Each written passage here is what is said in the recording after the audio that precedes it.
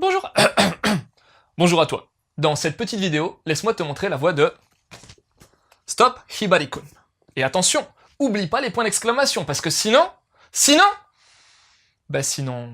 rien, tu les auras oubliés, puis c'est tout. Qu'est-ce que tu veux que je te dise, franchement?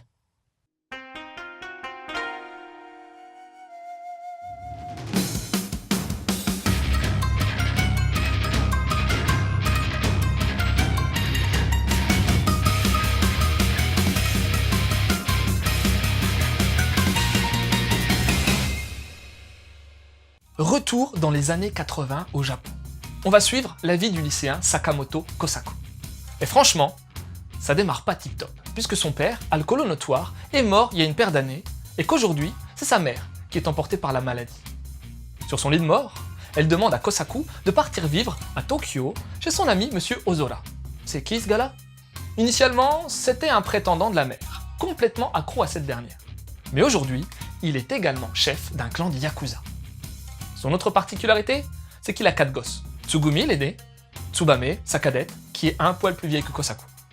Il y a aussi Suzume, la benjamine à l'école primaire. Et si tu comptes bien, je t'ai présenté que 3 de ses enfants. Car pour le 4e, Hibari, c'est un peu spécial. Hibari est son fils unique, mais...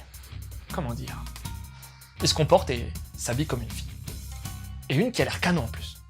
Comme moi. Hibari a le même âge que Kosaku. Ils vont donc être dans la même classe, mais au lycée, tout le monde pense qu'Hibari est une vraie meuf. Belle, intelligente, sportive, balèze, Hibari a tout pour plaire, et elle semble avoir jeté son dévolu sur Kosaku. Comment va-t-il réagir? Et sa nouvelle vie auprès de Yakuza, qu'est-ce que ça va donner? Je t'en dis pas plus, bienvenue dans Stop Hibari-kun.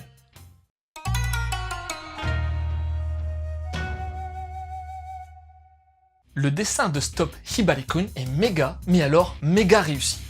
Il est très simple d'accès, minimaliste, mais en même temps rempli de détails émotionnels et dynamiques. Jouant principalement sur l'aspect comique avec un côté SD très agréable, il arrive également à être beau et mignon. Il colle parfaitement à la manga touch des années 80 et n'a pas grand chose à envier aux traits de mangaka de renom, Toriyama Akira et Katsura Masakazu en tête. Et je te jure que j'exagère pas. Les décors sont dans la même veine, mais ils sont pas toujours très présents. Eguchi Hisashi utilisant assez souvent des traits de mouvement et des fonds blancs pour accentuer le ressenti de ses personnages et densifier l'aspect comique. C'est aussi visible dans sa réalisation avec des découpages de cases toujours dans l'orthogonalité, mettant en avant les plans serrés sur les visages des personnages. C'est propre et ça sert bien le propos, tout comme la présence importante de grosses onomatopées restées en japonais. Merci les armoires. Et franchement, je voudrais vraiment remercier cet éditeur et les éditeurs dans la même veine, style Black Box ou Isan Manga, car ils osent prendre des risques en sortant des séries absolument pas mainstream et qui ont pourtant énormément marqué l'histoire du manga au Japon. Stop Hibari-kun sort dans un format assez grand avec un bon paquet de pages. La couverture est non amovible, l'illustration est super addictive, comme celle en version originale, et on a droit à un paquet de pages en couleur, ainsi qu'à une solide préface présentant le manga et le mangaka. Franchement, que demander de plus? Ben si, les 2 autres volumes, et très rapidement.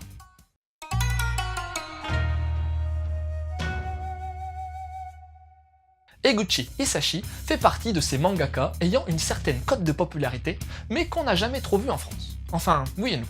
Car Eguchi a aussi fait du chara-design d'anime, et il a bossé sur 2 fameux titres des années 90, Spriggan et l'iconique Rujin Zetto. Sa série culte, c'est Stop Hibari-kun, qui a bien cartonné dans les années 80 au Japon, avec même un animé à la clé, mais voilà, elle n'a pas fait partie du wagon arrivé en France au Club d'eau. Bon, ça peut se comprendre vu le sujet du travestissement, mais on a tellement eu de séries what the fuck à l'époque que ça aurait certainement pu se faire. En tout cas, après avoir lu ce volume 1, je comprends mieux pourquoi Stop Hibari-kun a eu du succès au Japon, et ce titre, je l'ai vraiment adoré. Bon déjà, c'est mon époque de prédilection, les mangas des années 80. L'ambiance, la nonchalance qu'on y retrouve. Et même si certaines traductions sont discutables, ouais, t'as des francisations de références avec par exemple une allusion à Vanessa Paradis, ben j'ai quand même été charmé par la touche années 80. Stop Hibari-kun est également un manga drôle, mais vraiment drôle. T'as souvent des mangas qui tentent des vannes, mais qui sont un peu surfaites, ou pas en adéquation avec moi tout simplement. Là, non. J'ai adhéré et adoré à fond le fun de ce manga. En plus, c'est bardé de références, qui font plus que me parler, avec la parodie de Tange Dampe, dans Ashitanojo, ou bien l'évocation à plusieurs reprises de Kurumada Masami, le mangaka de Saint Seiya. Pour moi, c'était méga jouissif. La construction de l'histoire est pas en reste, avec pas mal de personnages bien construits. Le héros, les potes de classe, le père Yakuza, ses filles, et bien entendu Hibari-kun, qui dégage vraiment un charisme de dingue. C'est lui, ou elle, le fil conducteur, et le mystère l'entourant et entourant ses émotions va tenir en haleine le lecteur sans aucun problème. En plus, parler d'un mec travesti en meuf, c'était hyper novateur pour l'époque, et ça sortait carrément des sentiers battus. Bref, que ce soit en long, en large ou en travers, j'ai adoré Stop Hibari-kun. Si t'aimes les mangas des années 80 et que ce titre est pas encore dans ta mangatech, fais-moi confiance et jette-toi dessus les yeux fermés. Satisfait ou remboursé? En lien avec ce Stop Hibari-kun, il y a tellement de titres de la même époque qui valent le coup que c'était hyper dur d'en choisir 3. Mais je te parlerai déjà de Dr. Slump.